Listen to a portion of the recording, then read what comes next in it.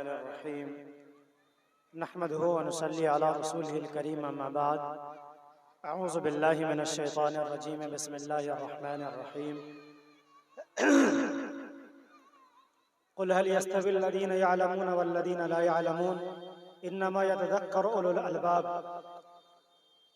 अन अबी सईद अल-खुदरी रज़ियल्लाहु तआला अन्हु समिअतु रसूलल्लाहि सल्लल्लाहु अलैहि वसल्लम यक़ूल मन रआ मिनकुम मुनकरन फलियुग़य्यिरहु बियदिहि फ़इन लम यस्तति' फ़बिलिसानिहि फ़इन लम यस्तति' फ़बिक़ल्बिहि वज़ालिका अज़अफ़ुल ईमान। रवाहु मुस्लिम। वफ़ी हदीसिन आख़र वफ़ी रवायतिन उख़रा अन उस्मान बिन अफ़्फ़ान रज़ियल्लाहु तआला अन्हु अन नबी सल्लल्लाहु अलैहि वसल्लम क़ाल ख़ैरुकुम मन तअल्लमल क़ुरआन व अल्लमह। रवाहुल बुख़ारी। औ कमा क़ाल अलैहिस्सलातु वस्सलाम। मुअज़्ज़ज़ हज़रात, सामिईन किराम, मेरे मुहतरम बुजुर्गों, दोस्तों, अजीज साथियों, प्यारे मासूम नौनिहाल बच्चों, निहायती वाजिबुल एहतराम सामिईन किराम, पर्दानशी मज़हब इस्लाम की गयूर ख़वातीन, मेरी माओ बहनों, मैंने आप हज़रात के सामने रब्बुल आलमीन के कलाम से एक आयत और हुजूर पाक सरवर कायनात सल्लल्लाहु अलैहि वसल्लम के फरमान में से 2 हदीस पढ़ा है।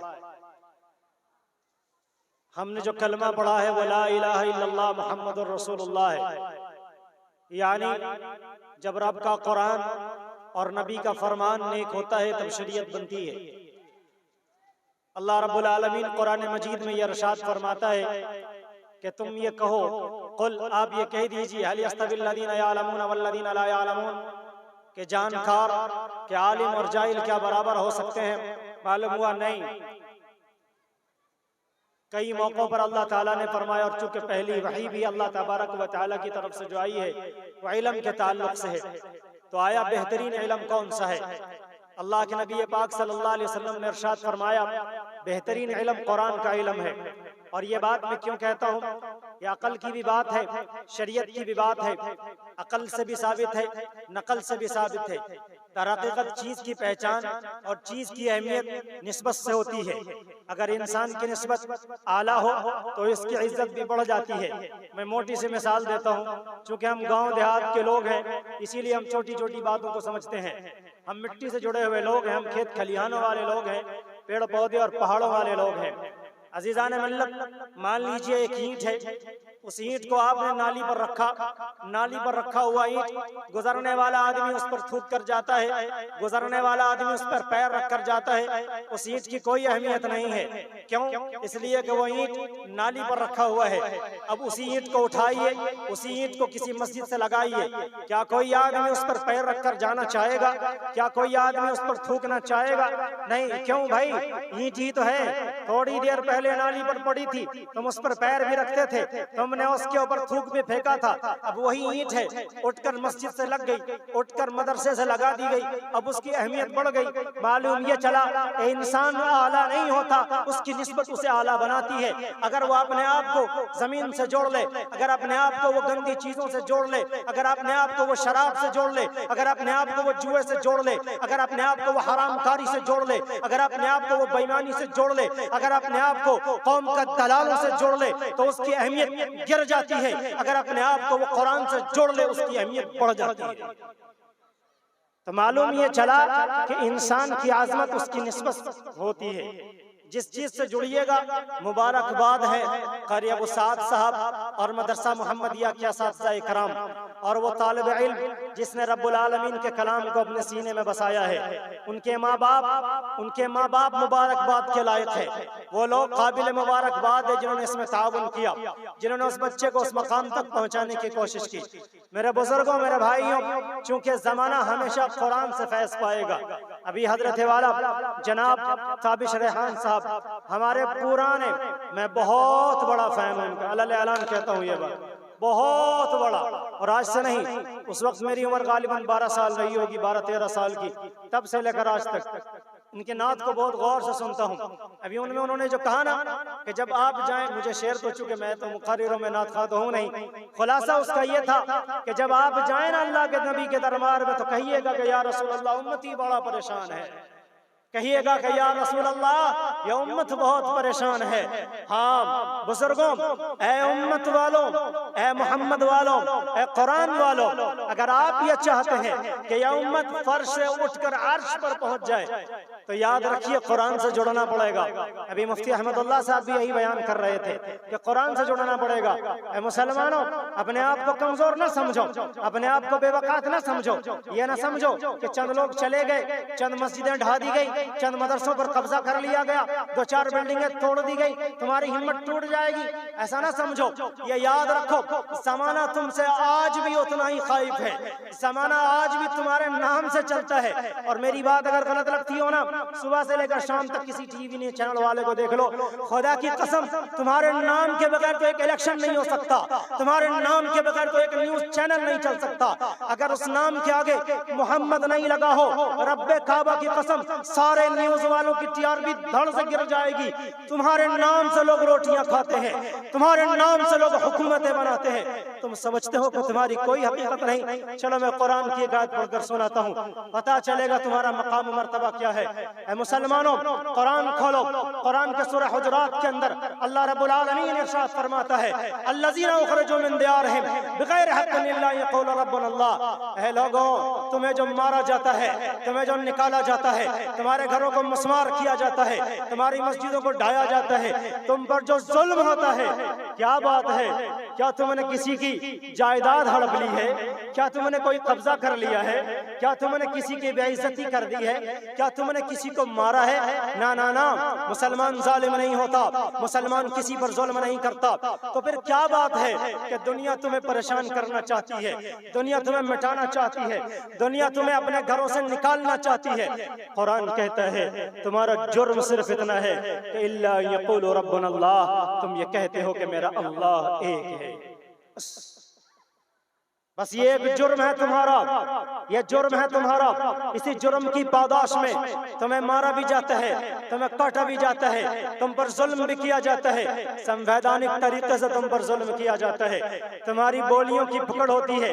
ये याद रखिए, ये उलमा इस कौम की जान है, ये उलमा इस कौम की रूह है। बुजुर्गों, जहन में बहुत सारी बातें आती जा रही हैं, लेकिन चूंकि मुख्तसर वक्त है, मैं चंद एक बात और आपकी खिदमत में पेश किए दे रहा हूँ। मैंने इसलिए कहा कि कुरान आप पढ़िए, ये शाबान का महीना है, शाबान के महीने को लोगों ने कुरान खानी का महीना बनाकर रखा हुआ है।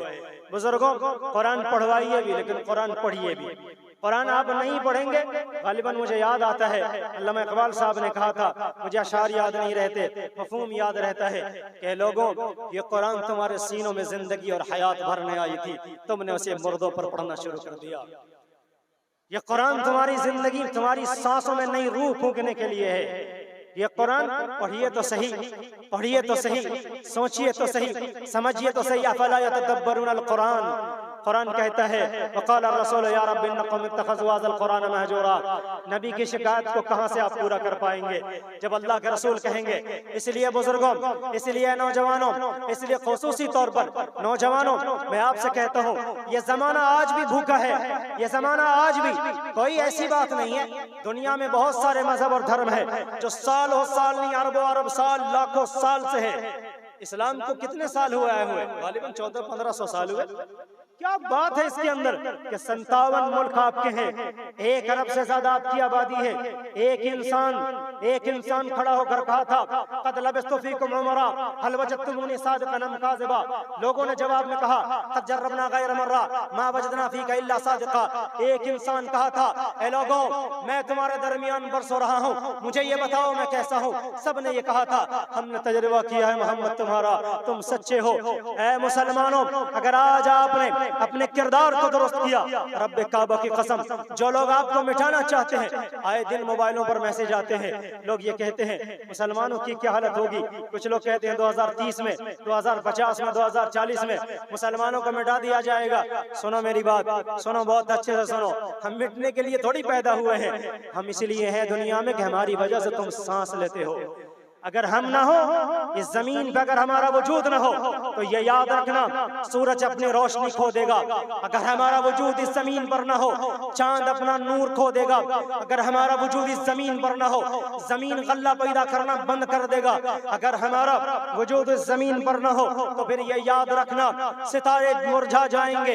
अगर हमारा वजूद इस जमीन पर ना हो, हवाएं रुक जाएंगी।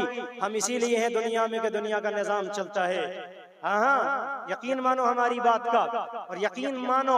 इसलिए बुजुर्गों, लोग जो कहते हैं आप कुछ ना करिए, जो लोग ये कहते हैं ना कि मुसलमानों को खत्म कर दिया जाएगा, मैं साफ कहता हूँ खुदा की कसम वो आपके हाथों को चूम कर कहेंगे कि हमें कलमा पढ़ाइए। शर्त जरा सी है, मैं ज्यादा दूर की बात नहीं करता। एक किताब है अरब का चांद, उलमा ने पढ़ा होगा गालिबन। अरब का चांद जबरदस्त किताब है, मिल जाएगी आपको मार्केट के अंदर, खरीदिए उसे। उस किताब के लिखने वाले का नाम जानते हैं आप? उस किताब के लिखने वाले का नाम है स्वामी लक्ष्मण प्रसाद। आखिरी चुके 2 मिनट और रह गए हैं। स्वामी लक्ष्मण प्रसाद, अरब का चांद लिखा है, अरब का चांद लिखा है उसने। खुदा की कसम इतनी जबरदस्त किताब है, नबी की सीरत पर इतनी जबरदस्त किताब है कि मुझे ऐसा लगता है, चूंकि मैं उतना बड़ा आलिम तो हूँ नहीं, लेकिन जो ये चंद किताबें पढ़ी हैं, सीरतुल मुस्तफ़ा के बाद, सीरतुल मुस्तफ़ा के बाद ऐसी किताब मेरी नजर से सीरत पर नहीं गुजरी है। शायद उलमा और हैं इनकी नजर से गुजरी होगी, मेरी नजर में अरब का चांद से बेहतरीन किताब उर्दू के अंदर चंद एक किताब के बाद ऐसी किताब नजर से नहीं गुजरी। इतनी जबरदस्त किताब है। जब ये किताब मंजर आम पर आई तो लोगों ने स्वामी लक्ष्मण प्रसाद जी से पूछा कि सर महाराज, आपने मोहम्मद साहब के बारे में इतना कुछ लिखा है, वो नबी है, जब आपको लगता है कि इस्लाम धर्म इतना अच्छा है तो फिर आप इस्लाम धर्म स्वीकार क्यों नहीं कर लेते, आप इस्लाम कबूल क्यों ना कर लेते?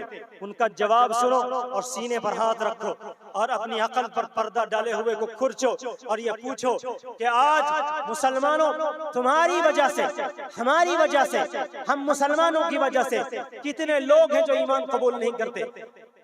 उन्होंने ये जवाब में कहा स्वामी लक्ष्मण प्रसाद जी ने कि दर हकीकत मैं जब इस्लाम पढ़ता हूँ तो मेरे दिल में पहली बात ये आती है कि मैं इस्लाम कबूल कर लूँ, मैं मोहम्मद की गुलामी कबूल कर लूँ। मोहम्मद से बेहतर इंसान मैंने नहीं देखा, मोहम्मद से बड़ा मनुष्य मैंने नहीं देखा, उससे बड़ा मानवता का मैंने अलंबरदार नहीं देखा। मेरा जी चाहता है कि मैं मोहम्मद का गुलाम हो जाऊँ, लेकिन मेरे भाइयों जब मैं इस्लाम पढ़ता हूँ मेरा जी चाहता है कि मैं मुसलमान हो जाऊँ। जब मैं मुसलमानों को पढ़ता हूँ तो मेरा दिल कहता है कि इससे बेहतर तो मैं ही ठीक हूँ। ये जुमा में हफ्ता में एक दिन अपने ईश्वर को याद करने वाले हमें ये सिखाएंगे, क्योंकि हम जब तक स्नान नहीं कर लेते, जब तक नहा नहीं लेते, हम सूर्य देवता को नमस्कार तक नहीं करते। रोज नहाने वाले को हफ्ता में एक बार नहाने वाला सिखाएगा तो कैसे इबादत की जाती है? ये हफ्ता में एक मर्तबा शुक्रवार को अपने ईश्वर को याद करते हैं और मैं प्रत्येक दिन अपने ईश्वर के सामने नतमस्तक हो जाता हूँ। अब ये बताओ कि मैं इनसे बेहतर हूँ या इनसे खराब हूँ? फिर उसके बाद उन्होंने ये जवाब दिया, उसके बाद उन्होंने ये जवाब दिया कि मेरा दिल काफिर रहे और मेरी जबान मुसलमान रहे, इससे बेहतर है कि मेरा मुंह काफिर रहे और मेरा दिल मुसलमान बनकर रहे। ये वो जवाब था जो तमाम मुसलमानों के कनपट्टे पर लगी हुई थप्पड़ थी। ऐ मुसलमानों, ये मुसलमानों, चंद दिनों कबल की बात है, मैं एक जगह प्रोग्राम से लौट रहा था, एक गाड़ी वाले हिंदू भाई हैं हमारे, उन्होंने मुझे लिफ्ट दिया, पहुंचा दिया ये मुंगेर का जो आपका पुल है, ये जहाँ पर उतरते हैं, इस जगह उन्होंने मुझे उतार दिया।